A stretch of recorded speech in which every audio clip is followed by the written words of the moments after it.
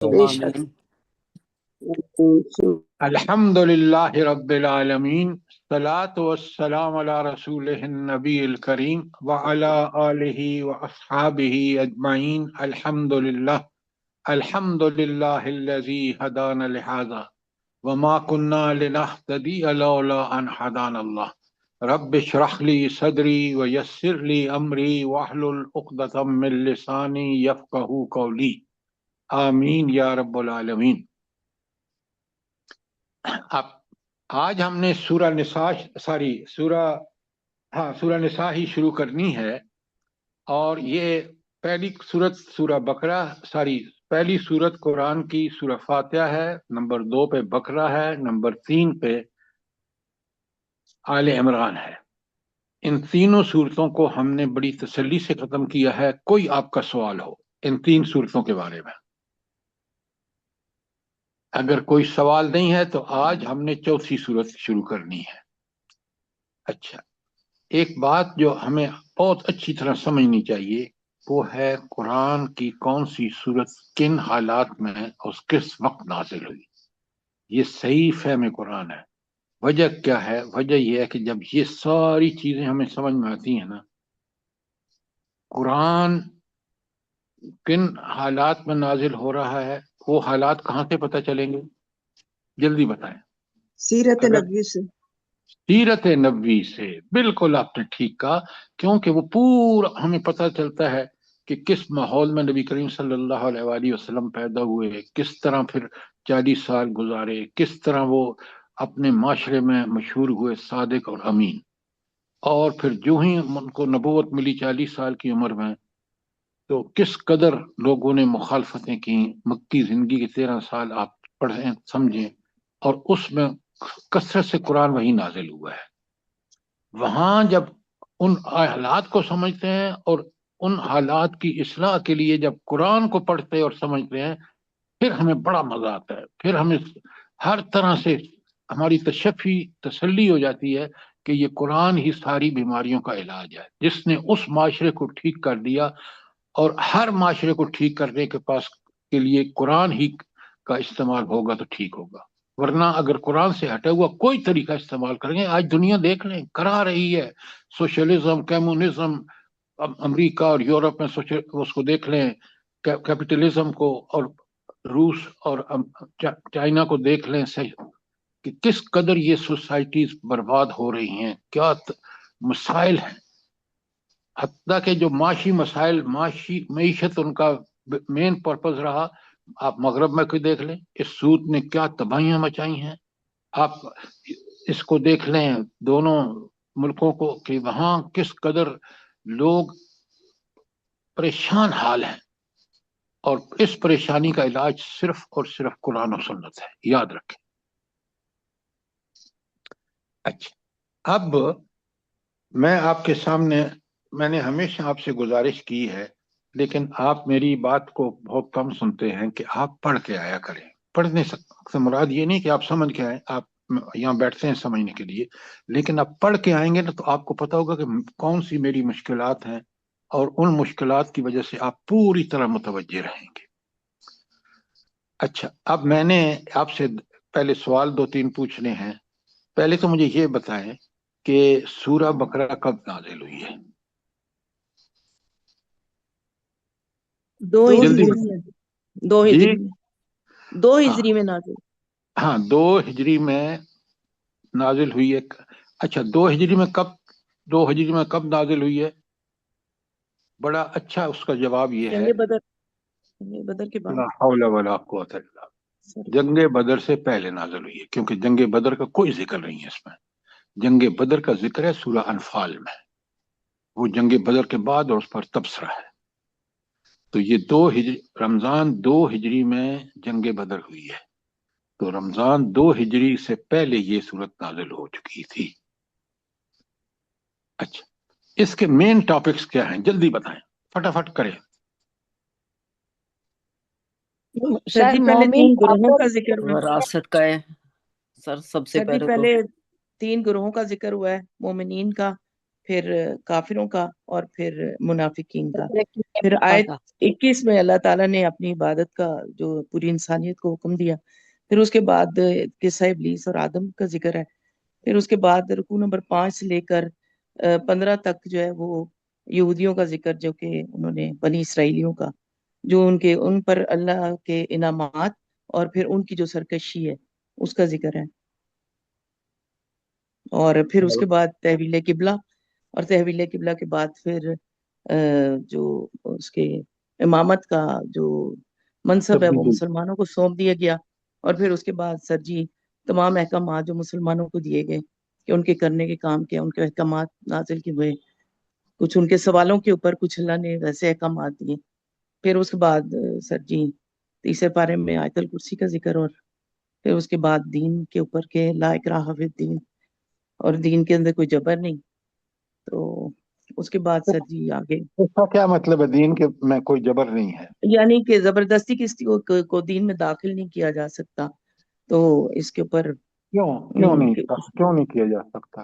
سر جی یہ تو اللہ کے رسول صلی اللہ علیہ وسلم کو بھی حکم ہے کہ آپ کھلم کھلا پہنچا دیجئے، ہدایت دینا میرے اس میں نہیں، اختیار آپ کا جواب آپ نے ماشاءاللہ بہت اچھا انسان کو اللہ نے اختیار دیا ہے، وہ چاہے نیک بنے چاہے بد بنے، یہ اختیارات کا وہ ناجائز فائدہ اٹھاتا ہے اپنے نیک اور بد کا۔ آپ نے نیک بالکل بن جائے ٹھیک گا تو اپنی اصلاح کر لے گا، اگر بند بنے گا تو اپنی انجام برا کرے گا۔ آپ یہ بتائیں، دیکھیں آپ کی بات بالکل ٹھیک ہے کہ اللہ نے آزادی تو دے دی، لیکن وہ آزادی امتحان ہے۔ امتحان کیا ہے؟ اگر اللہ کی بات مانے گا دنیا اور آخرت اچھی ہوگی اس کی، اور اگر اللہ کی بات کو نہیں مانے گا دنیا بھی برباد، جیسے آج آپ دیکھ رہے ہیں پوری دنیا عذاب میں مبتلا ہے اپنے کرتوتوں کی وجہ سے، اور آخرت میں جہنم ہوگی ان کافروں کے لیے۔ اللہ کا فیصلہ ہے، یہ میرا فیصلہ نہیں ہے۔ تو بات کو پوری طرح سمجھ کے کریں، تاکہ رٹی رٹائی بات نہیں ہونی چاہیے، تاکہ ہم جب سمجھائیں تو لوگوں کے سوالوں کا جواب ان کو مل جائے۔ سر اچھا، یہ لا اکراہ فی الدین کا لوگ غلط مطلب لیتے ہیں، اور اللہ اور قرآن و حدیث کے احکامات کے میں سے چور راستے نکالتے ہیں، کہتے ہیں لا اکراہ فی الدین، دین میں کوئی آپ زبردستی ذکیہ نہیں ہے۔ صاحبہ آپ بالکل ٹھیک کہہ رہی ہیں، لیکن میرا اور آپ کا فرض ہے کہ ان کو بتائیں کہ لا اکراہ فی الدین کا مطلب کیا ہے۔ لا اکراہ فی الدین ایک بہت بڑی آزمائش ہے، جیسے میں نے ابھی آپ کو بتایا ہے کہ جو دین کو مان لے گا اس پہ عمل کرے گا، دنیا بھی اچھی آخرت بھی اچھی، وہ انسان بہت ہی مفید انسان بنے گا۔ کیوں؟ وہ اللہ کی عبادت کر رہا ہے اور اللہ اس سے ہر حکم دے رہا ہے جو اس کے لیے اور اس کے معاشرے کے لیے بہترین ہے۔ یہ ہے وہ بات جو اصل سمجھنے کی اور سمجھانے کی ہے۔ لوگ غلط اس لیے فائدہ اٹھا رہے ہیں کہ آج کوئی نمونہ ہمارے سامنے نہیں ہے۔ اس وقت نبی کریم صلی اللہ علیہ وسلم کے جب موجود تھے تو صحابہ اور صحابیات کے سامنے ایک ایسا نمونہ موجود تھا جو پرفیکٹ تھا۔ چلیں، اچھا اب آپ نے ام عبداللہ بہت اچھی سر جی اس میں یہ بھی تو بہت اہمیت والی ہے نا، 143 جو آیت ہے، وَكَذَلِكَ جَعَلْنَاكُمْ أُمَّةً وَسَطًا لِتَكُونُوا شُهَدَاءَ عَلَى النَّاسِ وَيَكُونَ الرَّسُولُ عَلَيْكُمْ شَهِيدًا۔ وہ انہوں نے آپ سے ام عبداللہ نے کہا ہے کہ یہ تبدیلی امامت ہے، جی یہ بھی لیکن بہت اہمیت نہیں والی۔ نہیں نہیں نہیں نہیں نہیں نہیں، آپ صرف ایک پہلو بتا رہی ہیں۔ یہ اس لیے اہم ہے کہ امت مسلمہ کی بہت بڑی ذمہ داری، اور جی امت مسلمہ اگر یہ کام کرے گی جو 143 کے بعد احکامات آئے ہیں تو برقرار رہے گی، ورنہ اس کو بھی ذلت اور پستی کا سامنا ہوگا جیسا آپ دیکھ رہے ہیں آج۔ جی اس لیے 143 کی اہمیت بھی بہت زیادہ ہے، اور اس نے ذمہ داریاں بھی بڑی بڑھا دی ہیں، اور اللہ نے اسی کے 143 کے بعد جتنے احکامات بتائے ہیں وہ سارے احکامات پہ عمل نہیں کرے گی تو پھر وہ اس پوزیشن پر بھی برقرار نہیں رہ سکے گی۔ جزاک اللہ۔ اچھا، اب آج اسی طرح آپ نے دیکھا پھر سورہ اس کے بعد آل عمران ہے، اس میں بھی ابتدائی آیات کے بعد ایک تو منافقین کو بس صاف صاف بتایا گیا ہے کہ یہ منافقین کس قدر نقصان دہ ہیں، پوری تفصیل موجود ہے۔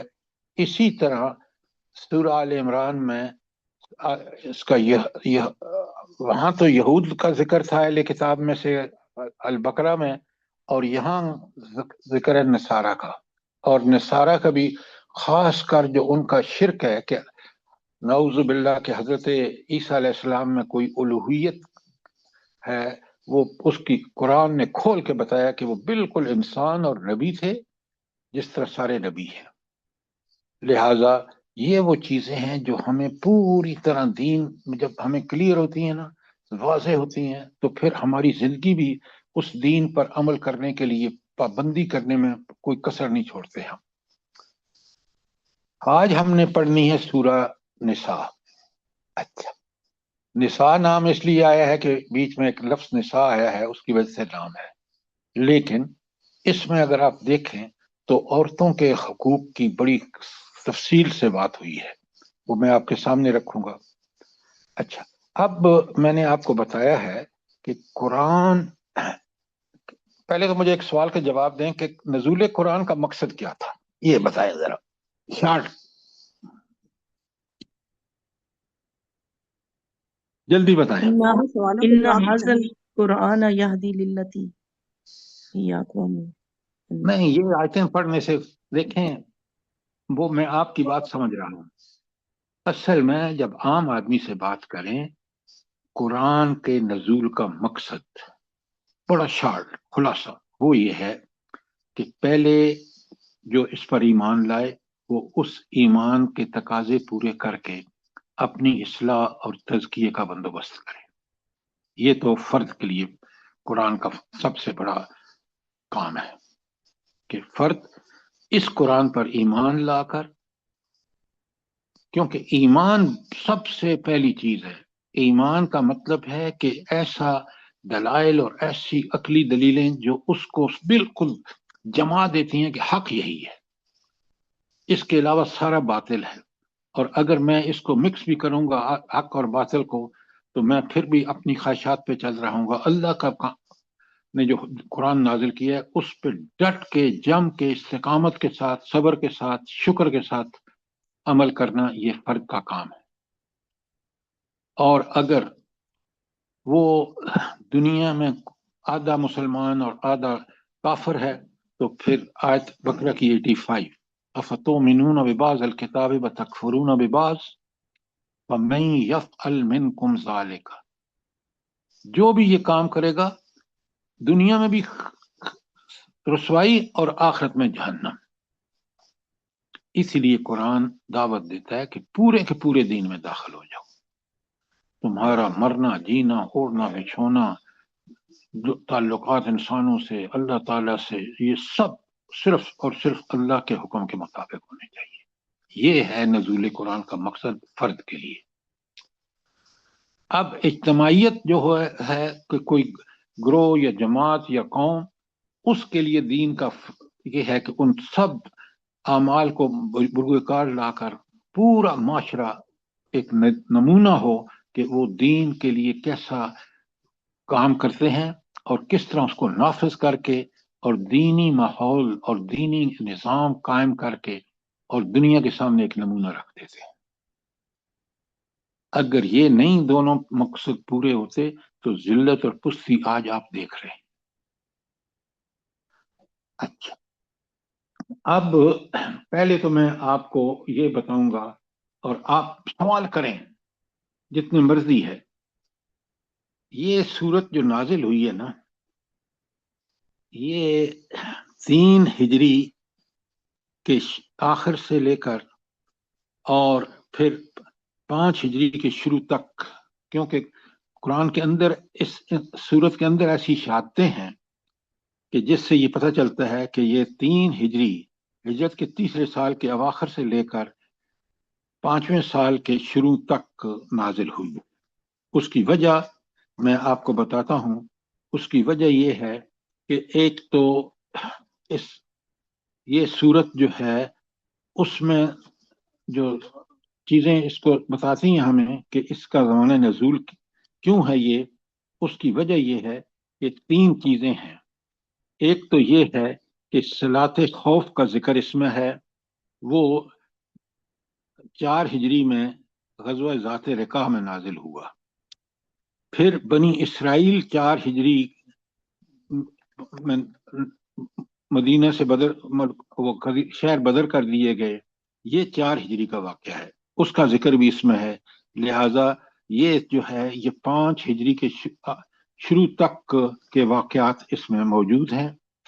اور پھر آپ دیکھیں کہ یتیموں وراثت کی تقسیم کے اصول اس میں ہیں. اچھا، وراثت کے تقسیم کا ذکر کی ضرورت کیوں پیش آئی بنا؟ کیونکہ قرآن نے بالکل جی سر سر جی 3 ہجری میں جب احد میں تو ان کے جو لواقین تھے پیچھے تو اس کی لیے وراثت کی قانون شاباش. کیوں؟ اس لیے کہ 70 صحابہ شہید ہوئے غزوہ احد میں، اور اب ان کے جائیدادوں کی تقسیم کا مسئلہ تھا. تو قرآن نے اس خوبصورتی سے حل کیا ہے. اور وہاں جب آیت میں آپ کے سامنے پڑھوں گا تو میں آپ کو بتاؤں گا کہ اللہ کہتے ہیں کہ یہ میں نے بالکل عدل و انصاف پر، ہر کام اللہ کا عدل و انصاف پر مبنی ہے، اور یہ وراثت کی تقسیم بھی. تو اب آپ کو اسٹیبلش ہو گیا کہ یہ غزوہ احد کے بعد نازل ہوئی ہے، اور غزوہ احد شوال 3 ہجری میں ہوا ہے. اب اس زمانے کے حالات آپ کو میں نے جن لوگوں نے کورس پڑھا میرے ساتھ، آپ نے کتاب آپ کے پاس ہے رحیق المختوم، اس کو پڑھ لیجئے کہ ان حالات زمانے میں حالات کیا تھے، قرآن نے کس کامیابی سے ان حالات کو کی اصلاح کی جو انتہائی بگڑے ہوئے تھے عرب معاشرے میں، کہ نہ کوئی یتیموں کے حقوق، نہ جائیداد کی تقسیم کا کوئی سلسلہ، کوئی چیز نہیں تھی. اسلام نے عین عدل کے مطابق اس کا حکم دے کر قرآن میں، اور نبی کریم صلی اللہ علیہ وآلہ وسلم نے اپنے عمل سے بالکل اس کو ثابت کر دیا کہ یہ احکامات کس قدر اگر یہ نافذ ہوں تو پھر کوئی مسئلہ نہیں ہوگا. اچھا، اس کے بعد اگر اور مزید آپ دیکھنا چاہیں تو یہ جو اس میں احکامات آئے ہیں، میں جلدی سے آپ کے سامنے رکھ دیتا ہوں. احکامات آئے ہیں، خاندان کی تنظیم کے اصول بتائے گئے ہیں. اچھا، خاندان بہت ہی اہم ہے. دیکھیں نا، خاندان بنتا ہے کس سے؟ ایک میاں اور بیوی کی. حضرت آدم کی اولاد میں سے ایک لڑکے اور ایک لڑکی کی جب شادی ہو جاتی ہے تو وہ خاندان وجود میں آتا ہے، اور اس خاندان سے پھر آگے اس کی اولاد ہوتی ہے. اس کا مطلب ہے کہ اگر یہ خاندان ٹھیک ہو جائے نا تو معاشرہ کن پہ مشتمل ہے بلا؟ خاندانوں پہ. اچھا، تو خاندان اگر ٹھیک ہو جائیں گے تو معاشرہ ٹھیک ہو جائے گا. تو اسلام کا کہ نفاذ کے لیے لوگ بھی اور ورکر بھی سب آپ کو مل جائیں گے، بشرطے کہ خاندان کو ٹھیک کر دیں. اس لیے بڑی تفصیل سے یہاں سورہ نساء میں کہ خاندان کی تنظیم کے اصول بتائے گئے ہیں. نکاح پر پابندیاں عائد کر دی گئی ہیں کہ کن یعنی عورتوں سے نکاح ہو سکتا ہے، کن سے نہیں ہو سکتا، اس لیے کہ یہ خاندان کی پاکیزگی کے لیے بے انتہا ضروری تھا. اسی طرح آپ دیکھتے ہیں کہ یتیموں کے حقوق، جو اس معاشرے میں یتیم کی تو بہت ہی بری طرح اس کو رگیدا جاتا تھا. پھر وراثت کی تقسیم، پھر معاشرتی مسائل کو، ساری معاشی مسائل میں سب سے بڑی لعنت سود کی تھی. اور جب معاشر اب بگڑا ہوتا ہے نا تو معیشت بھی خود بخود بگڑ جاتی ہے. آپ اپنے ملک کو دیکھ لیں، معاشرہ بگڑا نا تو معیشت جو ہے وہ تباہ حال ہو گئی لوٹ مار کی وجہ سے. جس ملک میں اتنے ذرائع اور وسائل ہوں، میں نے آپ سے گزارش کی ہے ہمیشہ کہ اللہ نے یہاں اس ملک کو وافر ذرائع اور وسائل دی ہیں. آپ ایگریکلچر دیکھ لیں، آپ معدنیات دیکھ لیں، وغیرہ وغیرہ، افراد کو دیکھ لیں. اچھا، اس کے بارے میں معاشی معاملات کے بارے میں ہدایات یہاں موجود ہیں. خانگی جھگڑوں دیکھیں نا، اصلاح کا مطلب یہ ہے کہ جو مسائل آئیں پھر اس کا حل بھی قرآن سجیسٹ کرے. قرآن نے کوئی کسر نہیں چھوڑی کہ اگر میاں بیوی میں جھگڑا ہو جائے تو پھر کس طرح حکم بنا کر اور ایسا فیصلہ لیا جائے جو خاندان کے بکھرنے سے بچانے کے لیے پوری کوشش کرے. پھر شراب نوشی پر پابندی عائد کی گئی ہے. فائنل حکم تو بعد میں آیا ہے. اور پھر طہارت اور پاکیزگی وضو کے اصول بتائے گئے ہیں. کیوں؟ خاندان پاکیزہ اسی وقت رہ سکتا ہے جب وہ طہارت اور پاکیزگی کا خیال رکھے. اور اسی طرح آپ دیکھیں کہ قرآن نے مسلمانوں کے اندر ایک جماعت جب قائم ہو جائے اس کا ڈسپلن کیا ہو.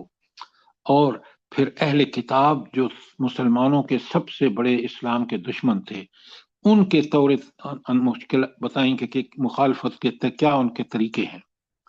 پھر اسی میں اب دیکھ رہے ہیں آپ کہ مکے میں کوئی منافق کا موجود نہیں تھا. وجہ کہ مکے میں جو اسلام لاتا تھا نا اس کو پتا تھا کہ مجھے ایک بھٹی سے گزرنا ہے، میرے لیے کافر زندگی مشکل کر دیں گے، اس لیے وہ کوئی اسلام کی طرف وہی آتا تھا جس کے اندر ان اذیتوں کو برداشت کرنے کی طاقت ہوتی تھی.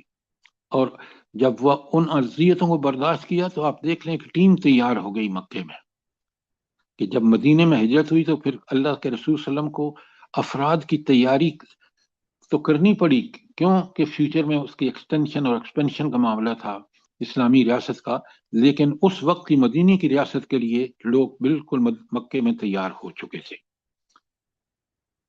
یہ تھے بڑے بڑے قوانین جن کی میں نے اختصار کے ساتھ آپ کے سامنے. اب آپ کا کوئی سوال ہو یہاں تک؟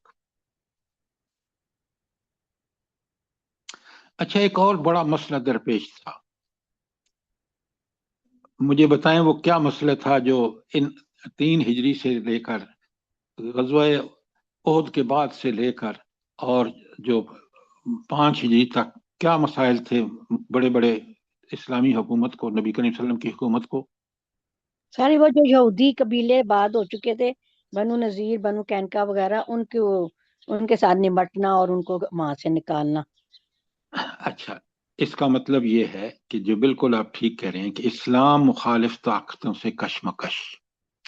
اب یہ مین ہیڈنگ آپ رکھیں گے نا تو اب اس میں کون سے آتے ہیں؟ یہود بھی آتے ہیں، مشرکین مکہ بھی آتے ہیں، اور تیسرا گروہ کون سا ہے؟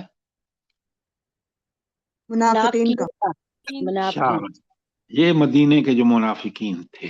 اب یہ ہے وہ بات جو آپ کو سمجھنے کی ضرورت ہے.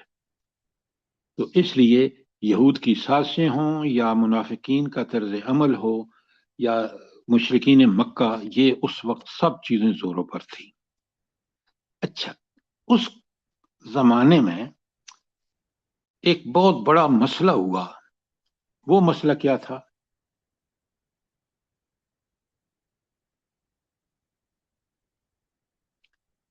اللہ کے بندو، آپ پڑھ چکے ہیں کہ غزوہ احد میں نے کتنی دفعہ آپ کو ہینڈ آؤٹ بھی بھیج چکا ہوں کہ غزوہ احد میں جو مسلمانوں کو ان کی غلطیوں کی وجہ سے، مال کی محبت کی وجہ سے جو فتح شکست میں تبدیل ہوئی، اس نے بڑے مسائل پیدا کیے، بہت بڑے مسائل پیدا کیے.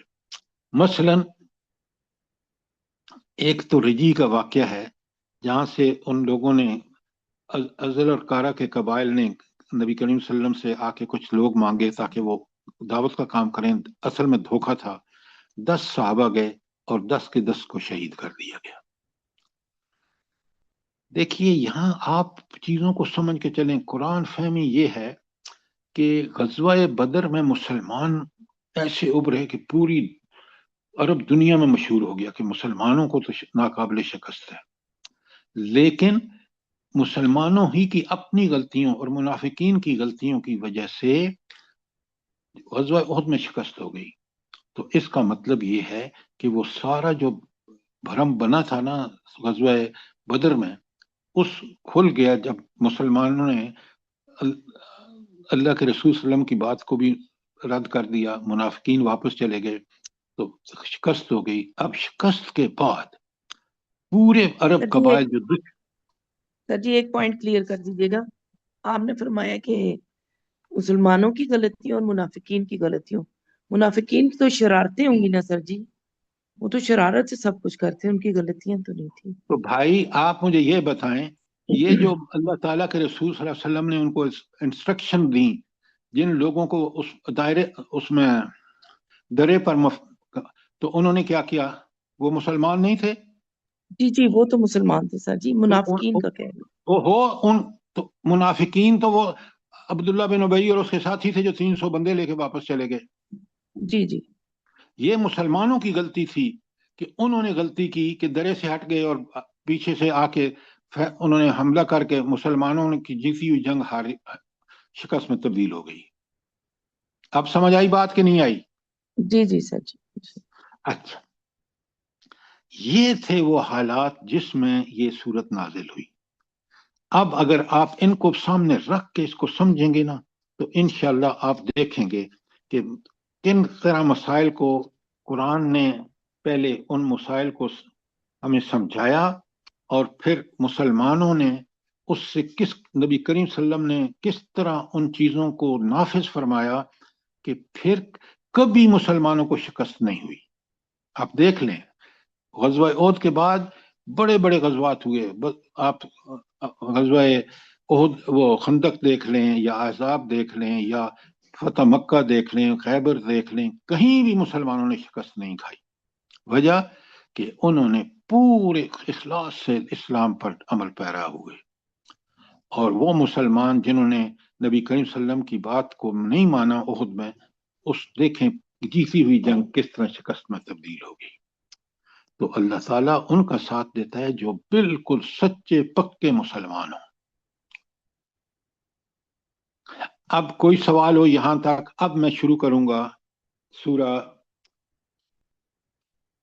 نساء، اگر کوئی سوال ہے تو پوچھ لیں۔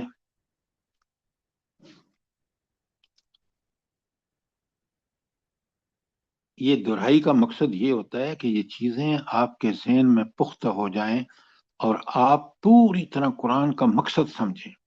دیکھیں، ہم لوگ آج کیونکہ نمازیں پڑھ لیتے ہیں اور باقی بہت سارے کام ہیں جو دین کے مست ہیں، وہ ہم نہیں کرتے۔ وہ اس وقت کریں گے جب ہمیں قرآن کا نقطہ نظر سمجھ آئے گا کہ مومن ہوتا کون ہے۔ مومن وہ ہے جو ایمان کے تقاضے من و ان پورے کرے، جو تقوی کی روش پہ چلے، جو ابھی آ رہا ہے۔ اب بڑے غور سے سنیے، اللہ تعالیٰ پہلی صورت میں کہہ رہے ہیں یا ایہا الناس اتقوا ربکم الذی خلقکم من نفس واحدہ۔ ہائے ہائے ہائے، کاش میں اور آپ اس آیت کے اس ٹکڑے کو سمجھیں۔ پہلے تو یا ایہا الناس خطاب لوگوں سے ہے، پورے انسانیت کو اللہ کہہ رہے ہیں اتقوا ربکم، تم اپنے رب کا تقوی اختیار کرو۔ اچھا، تقوی کیا ہے؟ پہلے اس کو سمجھ لیں۔ میں نے کئی دفعہ آپ کو بتایا ہے کہ تقوی کا ایک مفہوم بڑا واضح یہ ہے کہ تقوی یہ ہے کہ اللہ کے احکامات پر ڈٹ کے من و ان عمل کیا جائے، اور جن سے منع کیا اس سے مکمل رکا جائے، اجتناب کیا جائے۔ تو یہ ساری انسانیت کو تقوی کا حکم۔ لیکن تقوی کس کا؟ جلدی بتائیں، تقوی کس کا؟ اللہ تعالیٰ کا۔ ربکم الذی خلقکم، ہاں، ربکم، اس اپنے رب کا۔ رب کا معنی ہے، بڑے غور سے سنیں، رب کے معنی ہے خالق، مالک، رازق، حاکم، پروردگار۔ سارے معنی قرآن میں آیات آپ کے پاس میں بھیج چکا ہوں۔ تو اللہ کہہ رہے ہیں اس رب سے ڈر کے نیکی پر میں سبقت کرو اور برائی سے مکمل اجتناب کرو۔ الذی خلقکم، اس نے ایک تو احسان آپ کو پیدا فرمایا، انسان بنایا، انسان کی شکل میں پیدا کیا، تاکہ آپ اس انسان کو اللہ نے اپنا نائب بھی بنا دیا۔ اچھا، یہ من نفس واحدہ، خلقکم من نفس واحدہ، تمہیں ایک جان سے پیدا کیا۔ اس کا کیا مطلب ہے؟ آدم علیہ السلام۔ حضرت آدم علیہ السلام سے نہیں تو پھر بھی کیا فائدہ ہوا؟ آپ مجھے بتائیں نا کہ نفس، اس کا مفہوم کیا ہے؟ देखें नस्ल ये इंसानी इसी से चली। नहीं, आप एक बात पूरी तरह समझा करें। बात ये है कि सारे इंसान किसकी औलाद हैं, मुझे बताएं। आज आदम जितनी दुनिया, हजरत आदम। आदम अलैहिस्सलाम। तो उनके सबके हुकूक बराबर है। ये है नफ्स वाहिदा से पैदा होने का मतलब, कि तुम में कोई गाला गोरा चिट्टा समान, इसका सारे के सारे तुम आदम की औलाद। आप देखें इससे इंसानियत को किस तरह एक पूरे एक खानदान का शक्ल अख्तियार कर लेती है। आप जरा कुरान अल्लाह का कलाम है, इसकी वसअतों को समझें कि तुम्हें अल्लाह ताला कहते हैं कि सारी दुनिया के इंसानों, तुम एक आदम की औलाद हो, गोया तुम एक खानदान हो। गोया तुम्हारे अंदर ये तफरीक सारी जो तुमने बनाई है ये गलत है, इसलिए कि तुम एक माँ बाप की औलाद हो। मुझे ये बताएं, जब आप कहते हैं ये बहन भाई हैं, तो आप ये कहते हैं कि एक औलाद खानदान है जो एक इंसान की औलाद है। लेकिन अगर आप बड़े पैमाने पर देखें, अल्लाह ताला ने किस तरह सारी इंसानियत को एक माँ बाप की औलाद बनाया है। तो उस रब का तकवा अख्तियार करो जिसने इतनी बड़ी इंसानियत को सिर्फ एक माँ बाप हजरत आदम और अम्मा हवा की औलाद बनाया है। जरा देखें ना, अगर तकवा अल्लाह ताला फरमा रहे हैं तो तकवा इसलिए कि तुम सब इंसान जो है वो हजरत आदम की औलाद हो। बड़ी कमाल की बात की अल्लाह ताला ने कि तुम तो एक कुंबा हो। अब आगे खुद कुरान कहता है वबस्स मिनहुमा रिजालन कसीरम व निसा। अब इस आयत की वसअत तो आपको पता जब लगती है ना, जब आप दुनिया घूमें कि अमेरिका में, यूरोप में, एशिया में, उसमें रूस में, ईरान, चीन में, वहाँ आपके वो मलेशिया में, देखें इंसानों का एक जम्मे गफीर है। और किसकी औलाद है? एक हजरत आदम और हम्मा हवा की औलाद है। और फिर देखें इन सब की रिज़्क़ का बंदोबस्त कौन कर रहा है? अल्लाह ताला रब। इसलिए इन सब का खालिक कौन है? रब। इन सब का मालिक, इनका हाकिम कौन है? अल्लाह ताला। उसने सिर्फ पैदा ही नहीं किया, उसने उसको परवरिश का बंदोबस्त ही नहीं किया, उसने उसकी हिदायत का भी बंदोबस्त किया। इसलिए कि हिदायत कोई इंसानी ग्रोह नहीं दे सकता। देखें ना, यूनाइटेड नेशन को देख लें, आप वर्ल्ड बैंक को देख लें, एशियन बैंक डेवलपमेंट, ये इदारे हैं ना, आप मुझे बताएं इन्होंने कितनी बड़ी खराबियां, मुल्क दुनिया की पूरी मईशत इनकी वजह से तबाह हुई है। और अल्लाह ताला ने जो उसूल और कायदे और ज़ाब्ते बताए हैं, चाहे वो माशरत के हों, मईशत के हों, सियासत के हों, वही बरहक है। उससे रोगरदानी करके आज इंसानियत तबाही के धाने पर खड़ी है। अच्छा, एक और बात नोट फरमाएं कि इस कुरान की आयत को पढ़ने से सिर्फ फायदा कोई नहीं होता, पढ़ के समझ के उसके मुताबिक अमल करने से वाक़तन फायदा होता है। और ये फायदा तारीख ने देखा है जब नबी करीम सल्लल्लाहु अलैहि वसल्लम और सहाबा खुलफाए राशिदीन की हुकूमत थी, उसके बाद बिगड़ते बिगड़ते आज हम बिल्कुल तबाही के दहाने पर खड़े हैं। अच्छा, अब यहां एक चीज और नोट करें। भला इस आयत में खास नोटेबल का बात क्या है, जल्दी बताएं। इसमें तकवा का लफ्ज 2 दफा आया है। शाबाश शाबाश, बहुत उम्दा बहुत उम्दा। इसका मतलब है ये। अच्छा, एक इस आयत में नहीं, एक और आयत है उसमें भी तकवा का जिक्र 2 दफा आया है, अल्लाह का तकवा। सूरह हशर की वो पहली आयत। किसकी? सूरह हशर। सूरह सूरह हशर हशर में की है, कौन सी या आयत? अय्युहल्लज़ीना आमनू वल तंजुर पहली नफ्सुम आप मा आयत का क़द्दमत नंबर बताएं। पहली आयत नंबर 1। नहीं नहीं नहीं नहीं, ये आयत नंबर 18 है। नहीं, पहली एक है, आप चेक कर लीजिए। आप बताएं ना, पढ़ के बताएं मुझे। सब लोग कुरान खोलें, पहली में 2 दफा जिक्र बिल्कुल नहीं है। पहली में नहीं है सर जी, आप जो 18 बता रहे हैं उसी में है। एक तो वल्तानसुर नफ्स मा कद्दमत लिगत वत्तकुल्लाह, वो 2 दफा बिल्कुल, यहाँ पर आए। जज़ाकल्लाह। अच्छा माफी चाहती हूँ, वाकई 18। अच्छा, अब यहाँ एक चीज और बड़ी नोटेबल है। मुझे ये बताएं, जब हर इंसान तकवा अख्तियार करता है, जिसका अल्लाह ने 60 मरतबा जिक्र कुरान में आया है, इत्तकुल्लाह का, आप मुझे बताएं उससे फायदा किसको होता है? अल्लाह को कोई फायदा होता है हमारे तकवे से? सर किसको अपने फायदा? आप को होता है, इंसान को। क्या फायदा होता है तकवे का? अल्लाह के नजदीक उसका जो देखा है वो कुकर बन इकराम है। जाती बुराइयों से इन्ना बच अक्रमकुम जाते इंदल्लाहि अत्काकुम। तकवे का मतलब है कि नेकी का हुक्म बुराइयों करें, से। बुराइयों से रोकें, तो सबको फायदा होता है। सर ये बुराइयों से बच जाता है और माशरे में लोगों के लिए वो सुकून बन जाता है। आप बात को बड़ा समझ के करें, बात आपकी ठीक है लेकिन अल्फाज ठीक नहीं है। हर इंसान जो तकवा अख्तियार करता है, तकवा का मतलब है अल्लाह की इबादत, अल्लाह का कहना मानता है, वो बहसीयत इंसान हर तरह से मुफीद होता है। घर वालों के लिए, मोहल्ले वालों के लिए, दोस्तों के लिए, पड़ोसियों के लिए, इसलिए कि अल्लाह के अहकामात ऐन अदल पर मबनी हैं। जब वो तकवा अख्तियार करता है या अल्लाह की इबादत, दोनों बैक वक्त मानी है, फिर वो बेहतरीन इंसान होता है।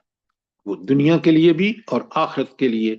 आखिरत में जन्नत में जाता है, दुनिया में अल्लाह की ताईद और नुसरत उसकी, और उस अमल से, तकवा के अमल से वो सोसाइटी का बेहतरीन इंसान होता है। ये बात समझ आ रही है नहीं आपको? सर बेशक बेशक ऐसे ही है, बेशक सर। लेकिन आप देखें कि हमने तकवा को बड़ा महदूद कर दिया है कि बस एक खास किस्म की शक्ल जो है वो मुत्तकी है। नहीं, शक्ल से ज्यादा जरूरत है उस इंसान की वो आदात जो ऐन तकवा के मुताबिक हों। अच्छा, अब आगे चलते हैं। सर आपने जी, ये जो तकवा की रूह है ना, हम उसको नहीं समझ पाते कि तकवा की रूह तो ये है ना कि हम बुराइयों से बिल्कुल हट जाएं, और जितनी भी अल्लाह ताला ने हमें अहकाम दिए हैं बुराइयों से बचने के लिए, उन पे पूरा पूरा अमल करें और अच्छाइयों की तलाश में रहें। तो ये पूरी कोशिश होनी चाहिए ना हम सबकी। ये आपकी कोशिश बात तो होनी चाहिए लेकिन अमल नहीं है हम लोगों का, यही है अमल ना नहीं कि करते अमल हैं हम कह लोग। तो देते हैं मगर उस पे पाबंदी क्यों नहीं करते। असल में एक बात सुने, ईमान के तकाजों में से सबसे बड़ा तकाजा अल्लाह की इबादत या तकवा है। ये करेगा इंसान तो उसकी जात पूरी माशरे के लिए मुफीद बन जाएगी, और अगर अल्लाह का तकवा अख्तियार करेगा तो उसकी माशरत, मईशत, सियासत सब ठीक हो जाएगी। अगर वो तकवा पे अख्तियार नहीं करेगा तो आज पूरी सूरत हाल आपके सामने है, काफरों की भी और मुसलमानों की भी। क्यों? तकवा किसी में भी नहीं है। काफर तो हो ही नहीं सकता तकवा, क्योंकि उसने इनकार कर दिया। लेकिन जिसने इनका मोमिन ने इकरार भी किया, लेकिन आज आप देख लें, क्योंकि तकवा नहीं है तो हालात आपके सामने हैं, अपने मुल्क के हालात आपके सामने हैं। अच्छा, अब आगे चलते हैं। तो मैंने यहां तक आयत एक में आया था कि बस मिनहुमा रिजालन कसीरम व निसा। अब अल्लाह ताला फिर फरमाते हैं वत्तकुल्लाहल्लज़ी तसाअलून बिही वल अरहाम। इस आयत में अगर इस टुकड़े में देखें ना, एक तो है अल्लाह का तकवा और एक है वल अरहाम, अरहाम का तकवा। ये जो रहम के रिश्ते हैं, जो बहन भाई रिश्तेदार हैं, उनके के लिए भी, इसलिए कि जरा गौर करें, आप जब जब भी आप किसी से कोई चीज मांगते हैं या गरीब आपसे मांगता है मसलन, तो आप वो क्या कहता है? अल्लाह के नाम पे मुझे दे दो। ये तो आम आदमी का हो गया। आप जब लड़ाइयां होती हैं रिश्तेदारों में, तो आप कहते हैं भाई अल्लाह से डरो, अल्लाह के हुक्म बात मानो, अल्लाह के लिए ये काम कर लो, जिद से बाज आ जाओ। अच्छा, फिर झगड़े हों या मर्द, और अब आप देखें तकवा से सारे हालात ठीक हो सकते हैं। बहन भाइयों के, रिश्तेदारियों के सारे हुकूक भी पूरे हो सकते हैं। इसलिए तकवा का बार बार जिक्र आया है। तो वत्तकुल्लाह अल्लज़ी तसाअलून बिही वल अरहाम, ये बात क्लियर हो गई। आखिर में फरमाया इन्नल्लाह कान अलैकुम रकीबा। बड़ी पते की बात है, हम तो सवाब के लिए पढ़ते हैं ना। अल्लाह ताला निगरान है किस बात पर? हर काम जो हम कर रहे हैं वो निगरानी कर रहा है, देख रहा है, वो समझ रहा है, वो अलीम बिज़ात सुदूर है। और उसकी निगरानी का मतलब ये है कि उसके नताइज जो काम हम कर रहे हैं वो ऐन उसके मुताबिक होंगे जैसा हमारा अमल है। बुरा अमल है तो दुनिया में भी रुसवाई और आखिरत में जहन्नम। अच्छा अमल है, अल्लाह की रजा के लिए अमल है, तो फिर दुनिया में भी अल्लाह की ताईद और नुसरत और आखिरत में जन्नत। ये दो काम जो हैं ये आपको दोनों कुरान ने खोल खोल के बयान किए हैं। तो वो अल्लाह निगरान है। जब अल्लाह निगरान है तो फिर मैं और आप जरा डरें और समझें कि ये अल्लाह की निगरानी बड़ी शदीद निगरानी है, बड़ी सख्त निगरानी है, इसलिए कि वो अल्लाह जो है उसकी सिफत में से कि वो अलीम और खबीर भी है। वो निगरान ऐसा है कि जिसको सब पता है हमारी नीयतों का, और उसी के मुताबिक उसने हमें अजर देना है। तो सर आपने जी देखा, एक सवाल है, ये आयत निकाह के खुतबे में पढ़ी जाती है। हाय हाय हाय, मैं उस पे आ रहा था, आपने बहुत अच्छा किया। आप बताएं, पहले तो मुझे ये बताएं कि ये आयत नबी करीम सल्लल्लाहु अलैहि वसल्लम ने खुतबा निकाह में इसको सर फहरिस्त रखा है, क्यों? सुभान अल्लाह, यहीं से बता दिया कि तुम कैसे पैदा किए गए हो, एक जान से पैदा किए गए हो, और फिर सारे हकूक बता दिए कि तकवा इख्तियार करना है और इस तरह जिंदगी चलानी है आपने। मैडम बिल्कुल आपने ठीक कहा, लेकिन प्लीज शादी की, आप जरा मेरी बात तो सुने ना। शादी के मौके पर कहने का मतलब ये है, इस आयत के पढ़ने का मतलब ये है कि सारे लोग बैठे हुए हैं, सब शादीशुदा हैं या जो आइंदा शादियां करनी हैं, उनको ये चाहिए कि इस आयत के मिसदाक बन जाएं। सुभान अगर अल्लाह। तकवा अख्तियार करेंगे तो उनकी फैमिली लाइफ ठीक होगी। अगर खानदान ठीक होगा तो माशरा ठीक होगा। खानदान कुरान पर अमल करेगा, इबादत अल्लाह की करेगा, रसूलुल्लाह के तरीके पर चलेगा, तो वो खानदान जो है वो इस्लामी खानदान होगा। इस तरह इस्लाम का मैसेज अमलन लोगों तक पहुंचेगा। ये मामूली बात नहीं है कि इसको सिर्फ निकाह में पढ़, हम तो सुनते ही नहीं खुतबा निकाह में, हमें तो नजर होती है कि कब जान छूटे और ये कोई शीरीनी बताएं, तकसीम करें और हम यहाँ से निकले। गाने सर बजाने की जी तरफ तवज्जो निकाह में होती है। भी, सर जी निकाह में भी सिर्फ इसकी तिलावत की जाती है, इसको समझाया थोड़ी जाता है। बिल्कुल भी नहीं समझाया जाता सर जी। मैं यही पॉइंट अब बताने लगी थी।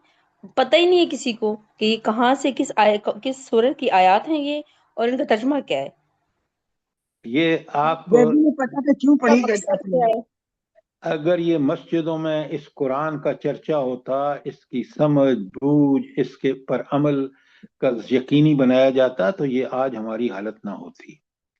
इसलिए कि मस्जिदें वो इदारे हैं जहां इस कुरान का पूरा चर्चा होना चाहिए, समझ बूझ का, अमल का, फहम का, और इसी के चर्चे होने चाहिए। सर नहीं, लेकिन निकाह ख्वाह जो पढ़ाने आता है उसको तो समझाना चाहिए ना, चाहे टाइम ज्यादा भी लग जाए, उसको उसको बताना तो चाहिए कि तर्जुमा इसका ये है।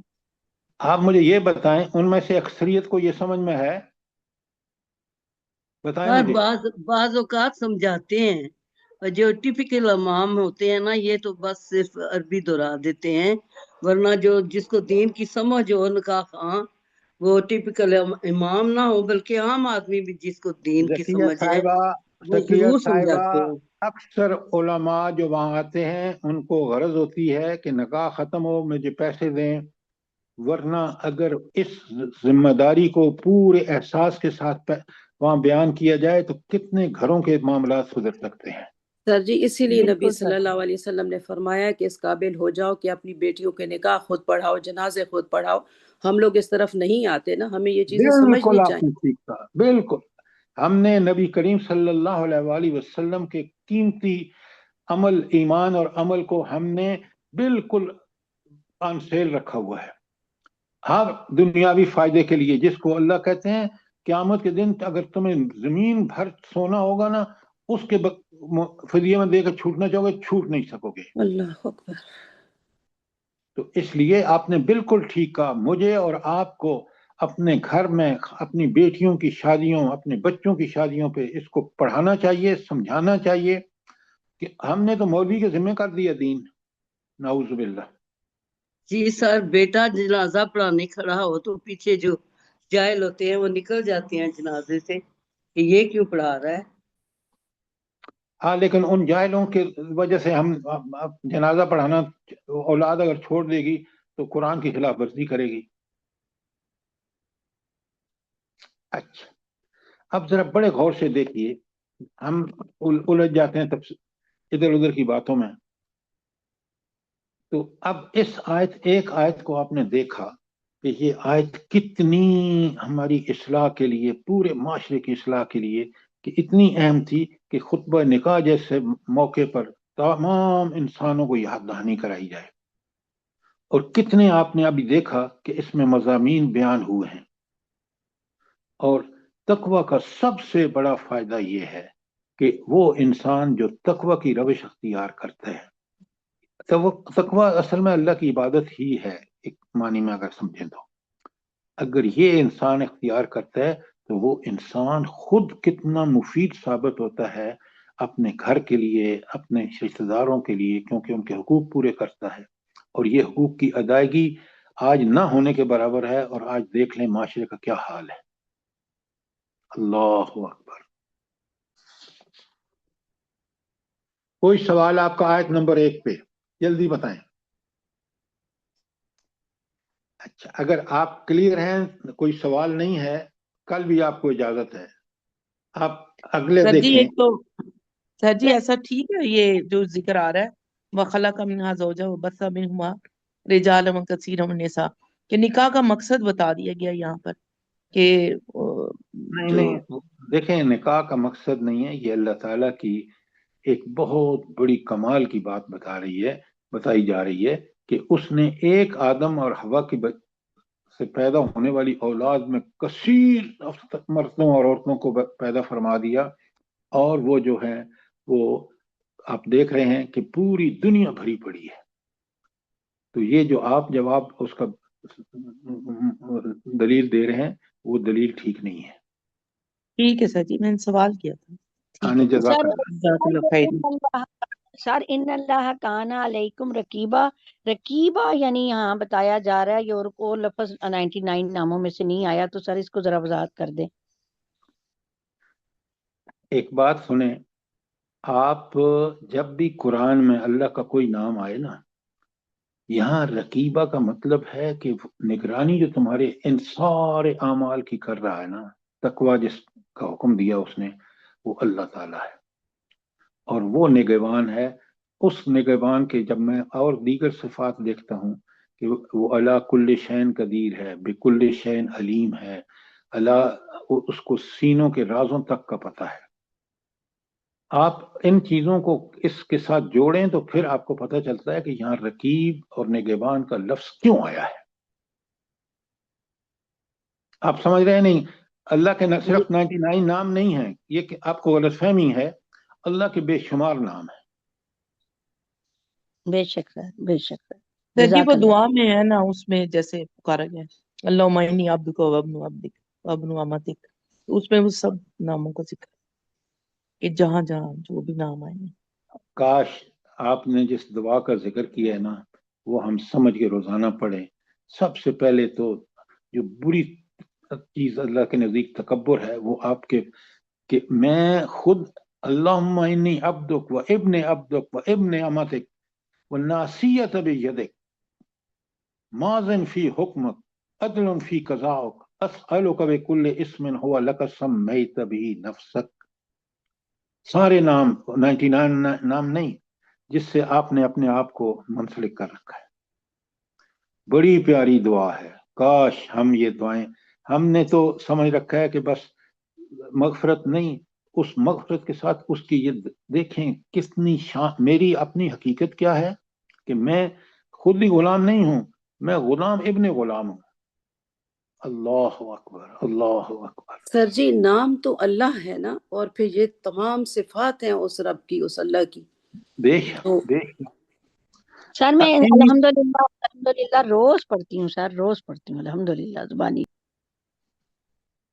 یہ آپ کسی پہ احسان نہیں کرتی، آپ بالکل اس اللہ کی صحیح اپنی پوزیشن اور اس اللہ تعالیٰ کی عظمت اور اس کا مرتبہ اور مقام جو ہے وہ اس دعا میں موجود ہے. بے اور شک میں بے شک بے شک. دیکھیں نا، اگر میں اور آپ پڑھتے نہیں ہیں تو پھر ہم مسلمان کیسے ہو گئے؟ اچھا، اب دیکھیں کہ پہلی آیت میں اللہ تعالیٰ نے کس طرح انسانوں کو تقوی کی نصیحت فرمائی. پھر یہ فرمایا کہ یہ یاد رکھو جس اللہ کے سامنے تم نے پیش ہونا ہے نا، وہ تمہاری نگرانی بھی کر رہا ہے.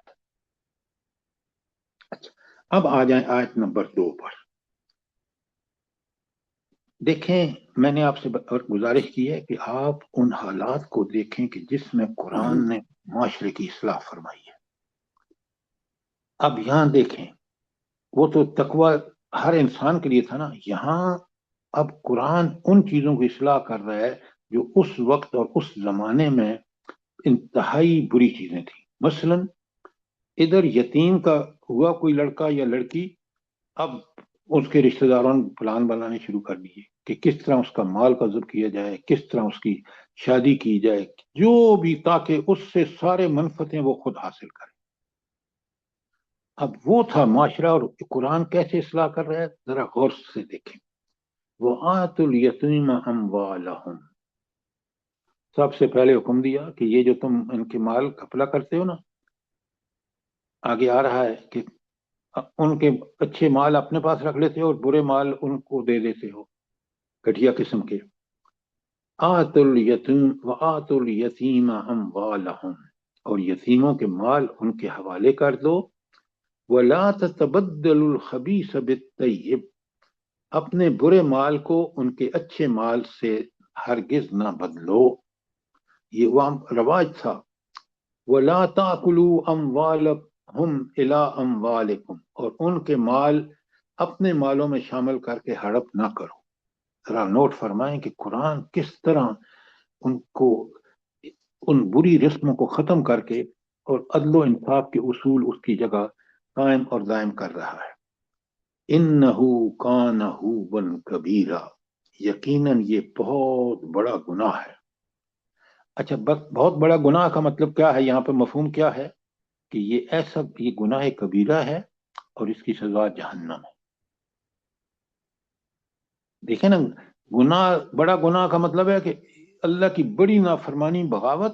تو دنیا میں بھی آپ مجھے ایک بات بتائیں، آپ مجھے کوئی بتائیں کہ جس شخص نے یتیم کا مال کھایا ہو اور پھر وہ دنیا میں پھلا پھولا ہو، آپ یقین مانیں وہ مال اس سوال کے ہی نہیں پیدا ہوتا سر، اس کو اللہ کی طرف سے سزا مل جاتی ہے، تباہی کا سبب بنتا ہے اس کی. لیکن ہم ہیں کہ وقتی طور پہ تھوڑا سا فائدہ دیکھ کر وہ برائی کر دیتے ہیں جس کا نقصان ہمیں دنیا اور آخرت دونوں میں ہوتا ہے. اچھا، دیکھیں کہ یتیموں کے، اور یہ ہے قرآن اس معاشرے میں جس معاشرے میں یتیم کی کوئی قدر و قیمت ہی نہیں تھی. مال لوٹو، لڑکا ہے تو اس کو اپنی مرضی سے اس کے مال میں تبدیلیاں کرو، لڑکی ہے تو اس کی غریب ہے تو شادی کر دو، پیسے لے لو، امیر ہے تو اس کو رہنے دو، خود شادی کر لو، ایک نہیں، دو تین تین کر لو. اب دیکھیں قرآن کس طرح اس کی اصلاح کر رہا ہے. وَإِنْ خِفْتُمْ، آیت نمبر 3، وَإِنْ خِفْتُمْ أَلَّا تُقْسِطُوا فِي الْيَتَامَى، اگر تمہیں اندیشہ ہو کہ تم یتیم بچیوں کے بارے میں انصاف نہیں کر سکو گے، فَانْكِحُوا مَا طَابَ لَكُم مِّنَ النِّسَاءِ مَثْنَىٰ وَثُلَثَ وَرُبَاعَ، تو انہیں اپنے نکاح میں لاؤ جو عورتیں تمہیں پسند ہوں، ان سے نکاح کر لو، 2 3 4 تک. اب سنیں، اس آیت میں یتامہ سے مراد یتیم بچیاں اور خواتین ہیں یتیم لڑکے تو عمر کے خاص حد تک پہنچنے کے بعد اپنی آزاد مرضی سے زندگی گزار لیتے تھے، لیکن یتیم لڑکیوں کا معاملہ یہ ہوتا تھا کہ ان کے ولی اور ان کے سرپرست ان کے ساتھ نکاح بھی کر لیتے تھے، اور اس طرح یتیم لڑکیوں کے مال پر بھی ان کے قبضے میں آ جاتے تھے، اور یتیم لڑکیوں کے پیچھے ان کے حقوق کی نگہداشت کرنے والا بھی کوئی نہیں ہوتا تھا۔ اگر ماں باپ ہوتے تو ظاہر ہے کہ وہ بچی کے حقوق کے بارے میں بھی کوئی بات کرتے، لہٰذا ان کا کوئی پرسان حال نہیں ہوتا تھا۔ اور اب اللہ تعالیٰ نے یہاں پابندی لگا دی کہ ایک تو دیکھیں ابھی شادی کا یہاں یہ جو آپ کی وہ ہے نا بدبخت جتنی مخالف اسلام تنظیمیں ہیں وہ ان چیزوں کو مس کوٹ کرتے ہیں۔ قرآن آگے صاف بتا رہا ہے کہ تم شادیاں کر سکتے ہو بشرطے کہ انصاف کرو۔ انصاف کا معیار کیا ہوگا بھلا؟ جلدی بتائیں، بیویوں کے درمیان انصاف کا معیار کیا ہوگا؟ برابری کے حقوق دینا، برابری کرنا۔ برابری کا حق دیا جائے۔ یہ آپ کیوں ایسی باتیں کہہ رہے ہیں؟ نبی کریم صلی اللہ علیہ وآلہ وسلم کو نمونہ بنایا اللہ نے، آپ اپنی طرف سے گھڑ دیتے ہیں۔ خدا کا خوف کرو۔ آپ نے جس طرح اپنی بیویوں کے درمیان انصاف کیا وہ نمونہ ہے۔ لَقَدْ كَانَ لَكُمْ فِي رَسُولِ اللَّهِ أُسْوَةٌ حَسَنَةٌ۔ کیسے طالب علم ہیں آپ قرآن کے؟ تو وہاں بالکل بتا دیا اگر تم اس طرح انصاف کر سکتے ہو تو شادی کر لو، نہیں کر سکتے بس ایک پہ اکتفا کرو، کیونکہ تم عدل نہیں کر سکتے۔ اسی لیے اسی آیت میں آگے کر کے کہا فَإِنْ خِفْتُمْ، اگر تمہیں اس بات کا ڈر ہو کہ تم عدل نہیں اللہ تعدلوا کہ تم انصاف نہیں کر سکے، فواحدہ پھر ایک پر گزارا کرو۔ تو قرآن نے کوئی بات بغیر پکی سچی دلیل کے انصاف، وہ بھی دلیل انصاف کے عین مطابق، اللہ تعالیٰ نے سارے احکام اسی کے مطابق دی۔ تو اللہ کہتے ہیں کہ اگر تمہیں خوف ہو نا کہ تم عدل نہیں کر سکو گے، چاہے وہ یتیم ہی کیوں نہ ہو، تو تم ایک پہ کفایت کر لو۔ او ما ملکت ایمانکم، یا اگر تم نے اس میں یہ خانگی زندگی کا جوڑ رکھنا ہے تو پھر وہ خواتین جو کافر خواتین تھیں اور وہ آ گئیں مسلمان کو قبضے میں جنگ کی وجہ سے، اور وہ مسلمان نہیں ہوئی، مسلمان ہوتی ہیں تو ان سے شادی کا حکم ہے، اور اگر وہ کافر ہیں تو پھر وہ مسلمانوں کی حکومت تقسیم کرے گی اور پھر وہ لونڈی کے طور پہ سارے کام کرے گی۔ کوئی سوال آپ کا آیت نمبر 3 کے بارے میں، بلکہ تینوں کے بارے میں؟ شاباش جلدی کریں۔ سر ان تینوں میں دیکھیں کتنے خوبصورت احکام بتا دیے ہیں نا کہ کیا کیا کرنا ہے یہ آپ کی یتیموں کے بات معاملے میں۔ بالکل ٹھیک ہے، لیکن ہم قرآن کو کب اس لیے پڑھتے ہیں؟ ہم تو ثواب کے لیے پڑھتے ہیں۔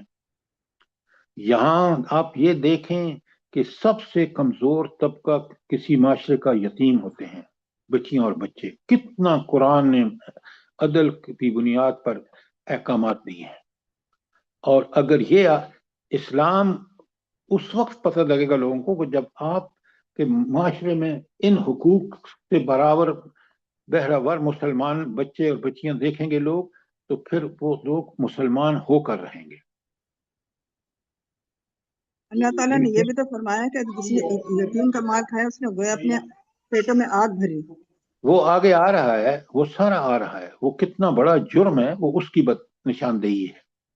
لیکن آپ دیکھیں نا کہ کس قدر ان کی مال اور جان اور ان کے حقوق کا تحفظ قرآن نے کس طرح کیا ہے، آگے آ رہے ہیں۔ اس لیے میری آپ سے گزارش ہے کہ قرآن کو پڑھیں، سمجھ کے پڑھیں، غور و فکر کریں۔ آپ دیکھیں گے کہ اللہ تعالیٰ کیونکہ خود عدل و انصاف کرنے کا نمونہ ہے تو اس کے احکامات میں بھی وہی چیز نظر آتی ہے۔ اور اگر ہم نے اس قرآن پہ عمل کرنے والے ہوتے، یقین مانے یہ ملک بنا ہی اس لیے تھا، تو آج یہ نمونہ ہوتا۔ آج ہم نے لوٹ مار کر سلسلہ قائم کر کے اس قرآن سے دور ہو کر اپنے آپ کو ذلت اور پستی کے گڑھوں میں ڈال دیا ہے، یہاں سے نکل بھی نہیں سکتے۔ اس لیے ہم سب توبہ طائب ہوں، اور آپ اور میں سب سے پہلے ان قرآن کے احکامات پر عمل کریں، ورنہ یہ صرف نماز بہت ضروری ہے، نماز بھی اسی کی تلقین کرتی ہے، لیکن اگر میں نے نماز پڑھ کے جھوٹ بولا، نماز پڑھ کے ایمان کے تقاضے پورے نہ کیے، تو مجھ سے بڑا بدبخت کوئی نہیں ہو۔ اللہ تعالیٰ مجھے بھی اور آپ کو قرآن پڑھنے، سمجھنے اور اس پر عمل کرنے والا بنائے، تاکہ ہم اللہ کی دنیا میں بھی اور آخرت میں اس کی نعمتوں سے بہرہور ہو سکیں۔ آمین ثم آمین۔ کوئی سوال ہو، یہ تینوں آیتیں اچھی طرح پڑھ کے آئیں، کل آپ سے سوال ہوگا، اور وہ جو ساری میں نے اس کا بیک گراؤنڈ بتایا کہ کب نازل ہوئی، کیوں نازل ہوئی، کیسے نازل ہوئی، اس کو اچھی طرح سمجھ کے آئیں۔ میں نے آپ سے گزارش کی ہے کہ 2 کام آپ کریں اگر قرآن سیکھنا ہے نا۔ ایک تو شارٹ نوٹس آپ نے لکھا کریں جب بات ہو رہی ہوتی ہے، دوسرا پڑھ کے آیا کریں، واپس جا کے پڑھیں، بات سمجھنا ہے تو سوال کریں، اور پھر جو اگلا سبق ہے اس کو صرف پڑھ کے دیکھ کے کہ یہ میری مشکلات ہیں، اور کل میں نے پوری اٹینٹیولی دیکھنا ہے کہ ان کا جواب اگر لیکچر میں نہیں آتا تو میں سوال کروں گا یا کروں گی، تاکہ مجھے بات کلیئرلی بتائی جائے۔ انشاءاللہ سر، اللہ پاک ہم سب کو توفیق دے اسی طرح سمجھنے کی اور پڑھنے کی جیسے آپ سمجھا رہے ہیں۔ اللہ پاک آپ کو بہت اچھا جزائے خیر دے۔ الحمدللہ، آپ اگر دیکھیں نا کتنا آپ وقت لگاتے ہیں، کس شوق سے آپ آتے ہیں، اسی طرح اس کا فائدہ بھی اٹھائیں۔ ربنا تقبل منا انك انت السميع العليم وتب علينا انك انت التواب الرحيم۔ جزاک اللہ۔ آمین ثم آمین۔ اللہ پاک ہم سب کو اسی طرح قرآن اور دین سے جوڑی رکھے، اور ہم لوگوں کے اولادوں کو، تمام دنیا کے مسلمانوں کو اسی طرح ذوق اور شوق کے ساتھ سیکھنے کا، اس پہ عمل کی توفیق دے پروردگار۔ ہم لوگوں کا بیٹھنا، ہم لوگوں کا یہ جو ہے سننا، اس کو قبول فرما لے، ہم لوگوں کے سجدوں کو قبول فرما لے، ہم لوگوں کی توبہ کو قبول فرما لے پروردگار۔ جو آمین۔ بیمار ہیں ان کو اللہ پاک اپنی کرم نوازی سے صحت تندرستی والی زندگی دے، اور جو اس دنیا سے رخصت ہو گیا ان کی آگے کی منزلیں آسان کرے پروردگار، ان کے لیے جنت کے دروازے کھول دے، اور ہم لوگوں کی اولادوں کو بھی نیک کرے، تمام دنیا کے مسلمانوں کو۔ یہ جو حالات بگڑے ہوئے ہیں اللہ پاک ایران کی مدد فرمائے اور ان کو فتح نصیب کرے پروردگار ان شیطانوں پہ۔ آمین۔ غزہ کے مجاہدین کو بھی اللہ تعالیٰ فتح و نصرت عطا غازہ کے فرمائے۔ مسلمانوں کو بھی اللہ پاک اپنے حفظ و امان میں رکھے۔ آمین آمین۔